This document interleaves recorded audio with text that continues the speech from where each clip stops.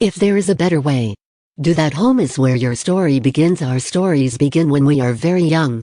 Regardless of what happens to us and how difficult moments leave us wondering how things could go in a different direction, it is important to remember that it is okay to change the story. As we often remind students, great stories have plot twists. It is okay if our story as an educator twists and turns. Education is a humbling profession. When we find a better way, it is important to embrace an opportunity to take a new path and do things differently. Every moment is an opportunity. At any given moment, we can change the direction we are going. Just because we have always done something a certain way does not mean that it is essential to keep moving in that same direction. We teach students to change their stories and do what serves them best. And, as educators, we need to do as we advise students to do. Changing the way expectations are phrased. Last spring, I read the chapter, Stop Accepting Low-Quality Student Work, written by Katie McNamara in the book 100 Things Teachers Should Stop Doing. McNamara's chapter changed my thinking as an educator. Before reading her perspective of why it is important not to take incomplete or poorly done work, I believed it was better to take what I could get and allow students an opportunity to get a few points rather than zero.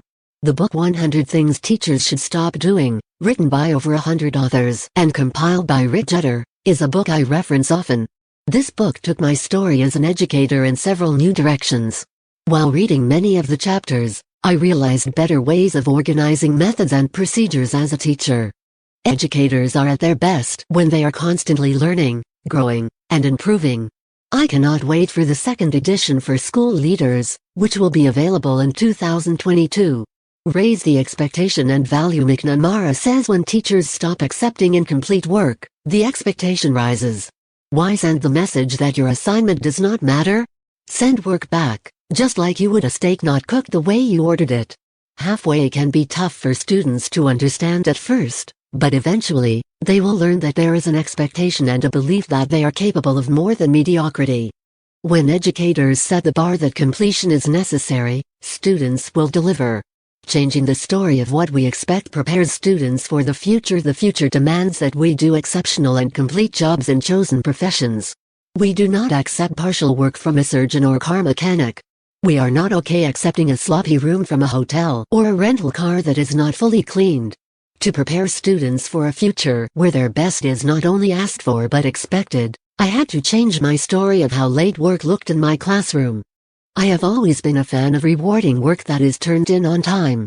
However, while students were primarily focused on getting work submitted to meet a random deadline, I noticed that I often received incomplete assignments, crummy content, and even sometimes work from students who would cheat or plagiarize to simply meet a deadline so that they would not get half credit on an assignment.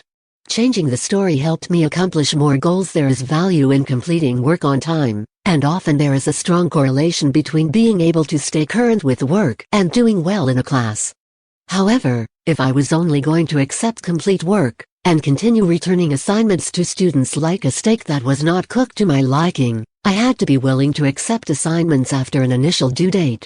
The more I thought about it, the more I realized that the end of the term was the official due date rather than several different ones throughout the grading term. 5 weeks into a new year, making an adjustment to how I score work serves not only my students, but makes my job as an educator a lot more efficient. I love grading essays knowing that I am giving feedback based on the quality, not the date it was turned in.